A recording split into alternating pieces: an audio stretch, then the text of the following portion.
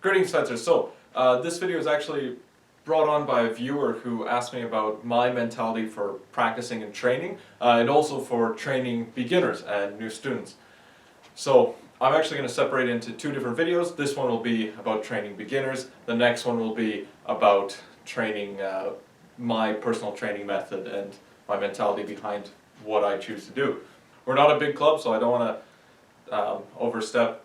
I don't train dozens and dozens of people or hundreds, so not wanting to say that I know everything that I'm doing.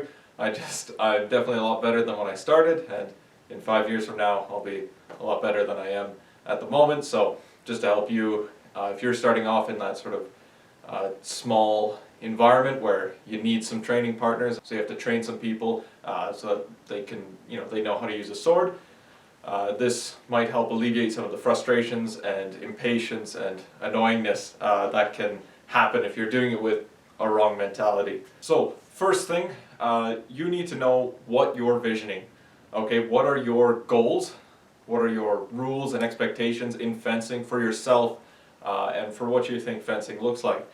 Now this changes depending on the person, and there's no right or wrong answer. And so you just need to understand what is yours, because if you don't know what your goals are, how can you help someone else in fencing? It's going to be a lot harder to succinctly teach over a long period if you don't know where you're going at the moment either. So I'm going to talk more about that in my video, my personal training video.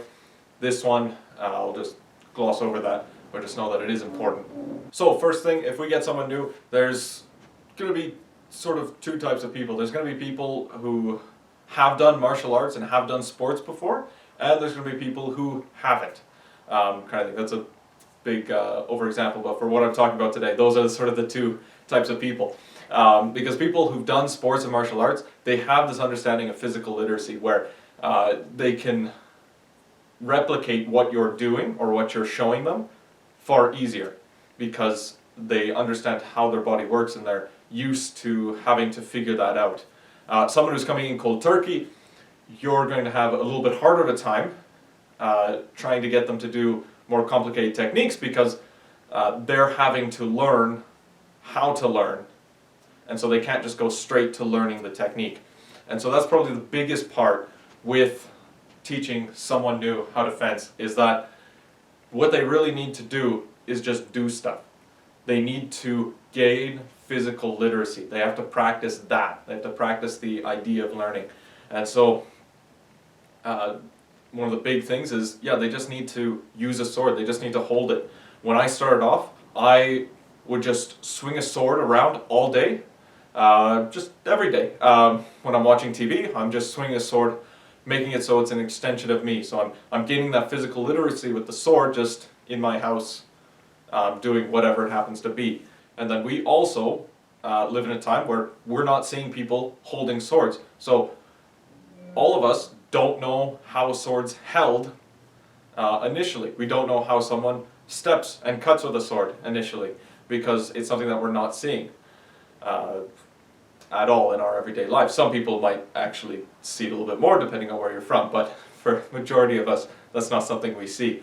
And so it's really hard coming in cold turkey, whereas in the 1400s, it would have been easier coming in because they would have been able to see how people are moving, and already they have an idea of what they're trying to replicate. So with that physical literacy, there's two main things that they have to start practicing. They have to start practicing movement and structure.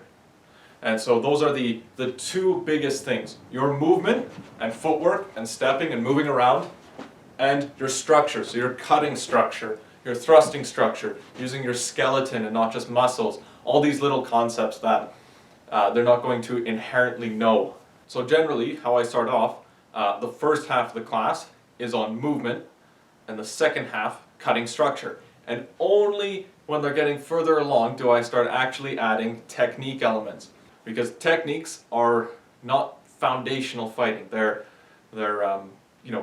slightly more complicated things to give you an edge over an opponent who is not letting you just move and hit them.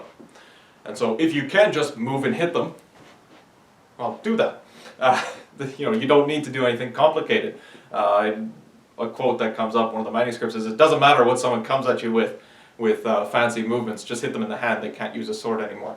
So, learning the foundational stuff is not techniques. You don't need to, on your first day, you don't need to be learning the wrath cut. So, how do we practice some of that stuff and keep it interesting? So we start off with a simple follow the leader drill, and I'll put up a little bit of video footage of what this stuff looks like. So we're practicing advancing steps, keeping our stance wide. So we're not closing off our stance like a gathering step and increasing it. We're wanting to keep our legs apart as we advance. So the direction that we're going, the foot is staying open. And you'll find lots of instructional videos showing that. So I'm not going to go in details with these, I'm just going to show the drills. So that will get boring pretty fast, so you're not just wanting to do that over and over again. So how do we make it different? Well, distance management, because that's another big element that someone starting off is not really going to understand. They're going to stand too close, too far, they don't know where stuff is going to happen from. So we need to give them a sense of, you should be staying out of distance until you want to enter distance. So our distance management drill, all we have is that same follow the leader, one person leader, one person follower, and they bring up their hand to signify an opening, and the student high fives them. This can be done in a bunch of different ways, starting off with lunges, then doing it with passing steps, and it keeps people moving, keeps people practicing their footwork, and they're not getting overcomplicated trying to use a sword and their feet at the same time. And then we start adding three-dimensional movement and stepping around side to side with triangle steps, just to stay mobile, stay moving. And all these can be done with or without a sword, because once you're later on, you can start doing all these drills just with a sword. And it doesn't change the drill at all, you're just further apart, because now the sword is your weapon, so you can hit further.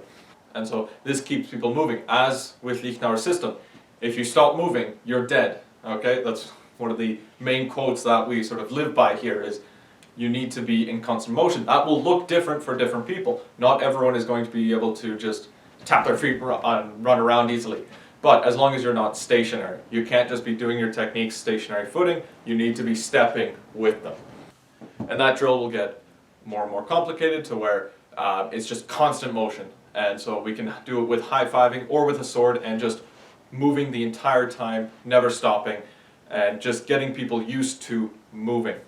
And then the next half of each class will be cutting structure. And so practicing extending the arms fully straight.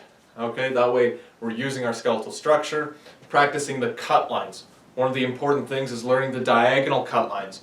Why are those so important in fencing? Because they protect you, they cross over both directions. If you just cut straight, they can just cut straight as well and hit you. These will always block or interact with other cuts. And so you want to practice the diagonal cut lines and practice having them nice and strong just from stationary. That way people are feeling comfortable making these movements, and practicing them with stepping.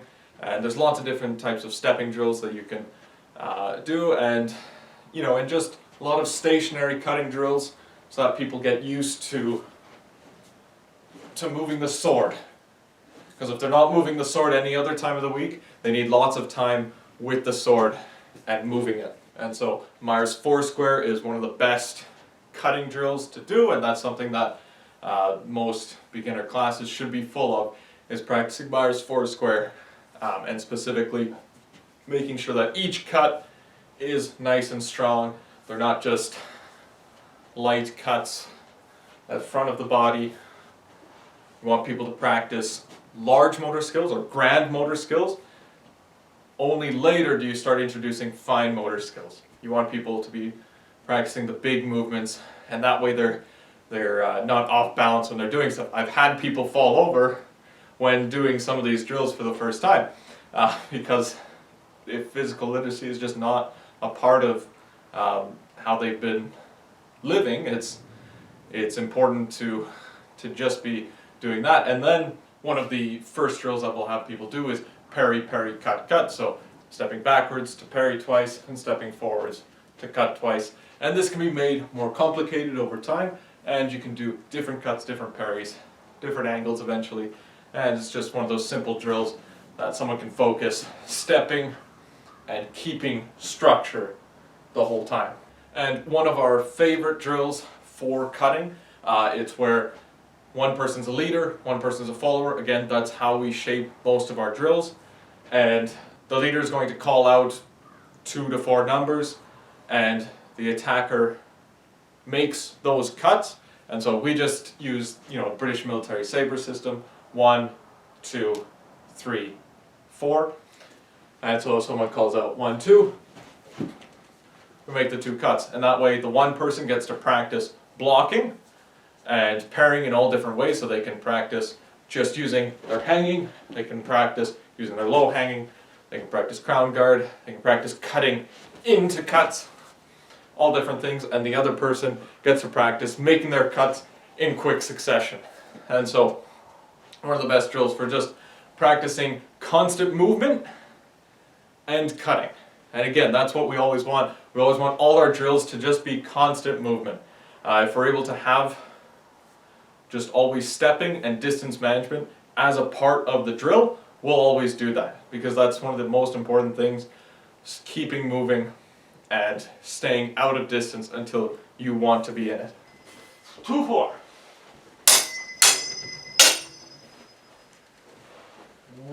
1, 2, 3. 4, 3, 1. One of the other parts is sparring. Sparring is important because if someone doesn't know what a fight looks like at all, it doesn't mean anything if I say, well, when you do the wrath cut, you both cut here and you'll enter the bind, and then, well, you do this, or if they're strong, you come around. That's not going to mean anything. They might nod and shake their head and say, yeah, I get what you're saying, but it's not going to mean anything personally to them until they've experienced it. They need to know what it's like to enter a bind. They need to know what it's like, how fast someone can cut, how if I stand here, they can just hit me. They need to experience all that. It can't be said to them. You can say it to them, and obviously say it, don't trick them and just want them to get hit.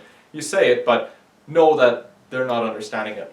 It's always important to have a bit of sparring and a bit of just unscripted movement to let people experience someone coming at them, so they know how fast they're going to need to eventually do these movements, and how to stay standing up when someone's pushing on their sword, and they'll figure out that, oh, if I have my arm bent and they hit towards my head, well, they'll just hit me in the head. It has to be arms straight, or my hands above the head, etc. All these different things that they're only going to figure out from sparring, and they're not going to figure it out from someone telling them. But on the other side, if they're only sparring and they're not learning the physical literacy of movement and cutting structure, then they're going to start getting bad habits more often. And so they do need to learn that.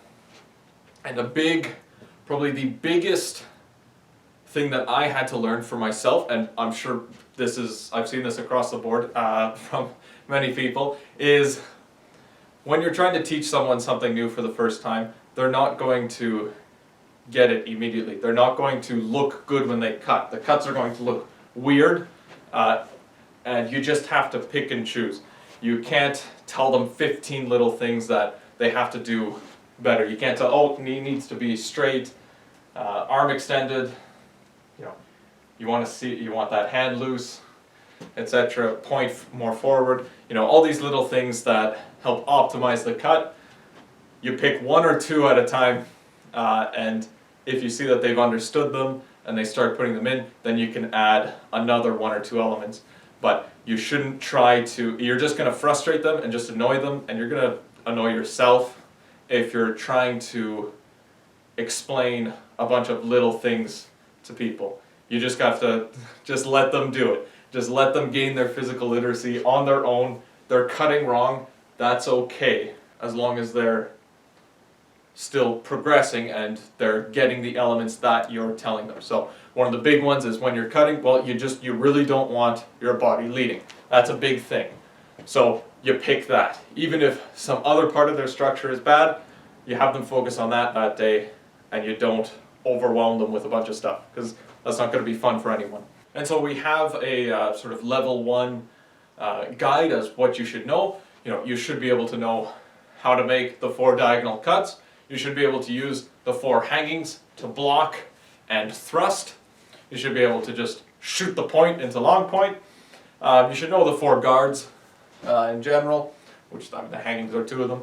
And you should be able to know the before and after, and the concept of, if I'm the one attacking and the other person's reacting, then I'm sort of in a good place and I want to keep acting, so they have to keep reacting to it. Is sort of the basics of it. I have a video on the before and after that you can see.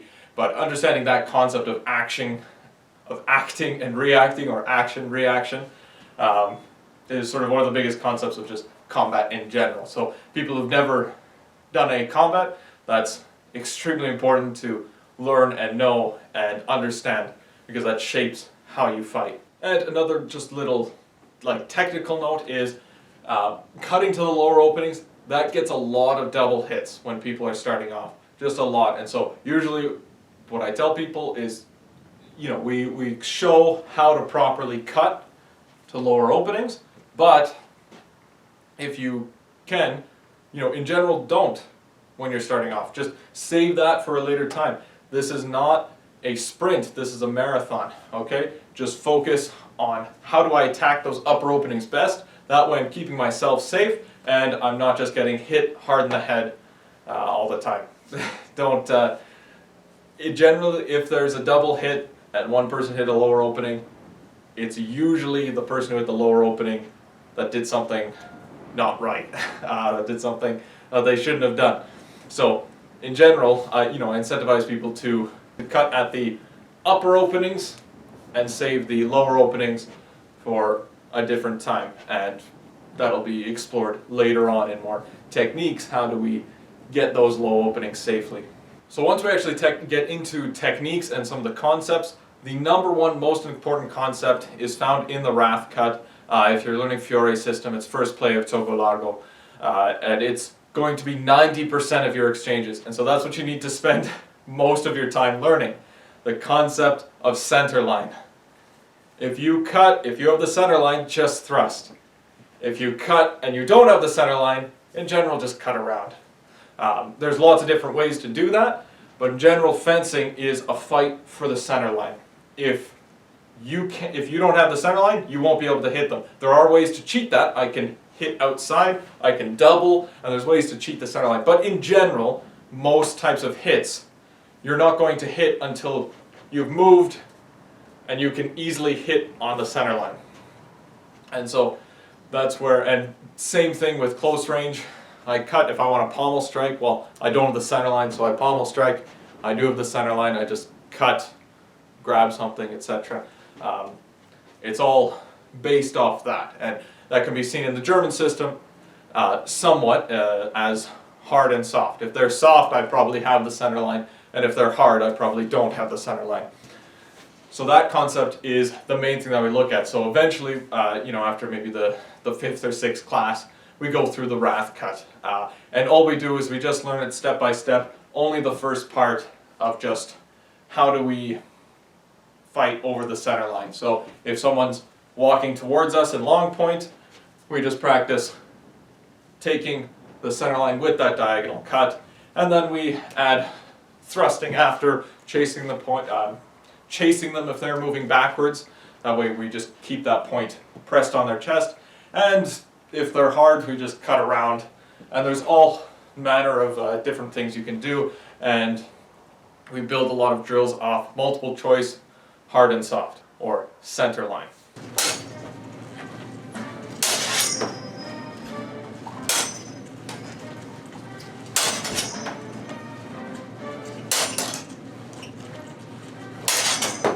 Multiple choice is one of the best tools for practicing, because a big thing is you should never be doing a movement in distance that doesn't hurt your opponent. In general, that's one of the rules that I create, and it's based in the manuscripts as well, but I sort of set it as a very high priority, and then you can slowly start breaking that rule to gain an advantage in fencing. There's ways to break it and do it safely, but in general, your attacks should be threatening your opponent. And so we like to do multiple choice, where one of the basic multiple choice is just cut, thrust, cut around. So again, we're always spacing everything in distance management. The person makes the trigger, we cut. If they don't block, we hit them. If they do block, we thrust. If they block, we try and thrust and they push the thrust aside, and we just cut around. And so building multiple choice drills off that, you can base any type of drill in that sort of manner. You can make it doubling instead, whatever you want to do. And so that's how we approach more of our technique drills. And then as time goes on, yeah, we get into all the specifics of squinting cut, all the master cuts, fighting the guards, and winding and hanging. But again, winding is something, the reason why winding will come naturally to people as long as they know the hangings.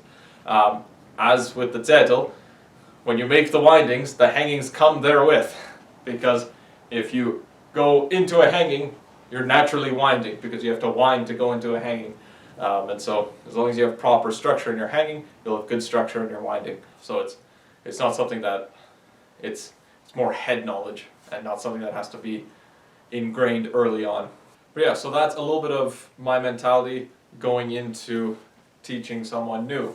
We're not trying to bug them, we're not trying to make them do stuff that's too complicated. We just want to let them have physical literacy, learn how to use a sword, and learn how to use their body and moving with it, so that way they can develop that structure.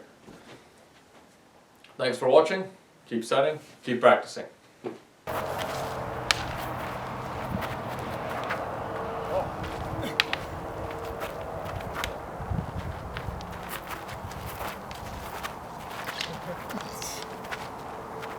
One, three. 2, 4.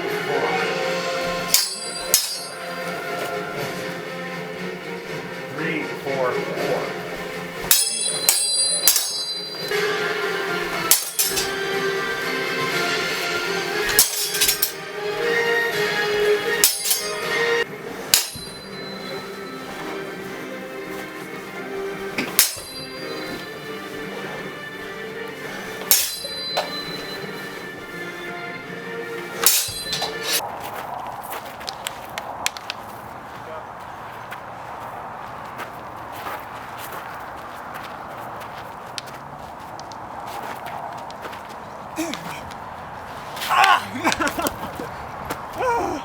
Good job.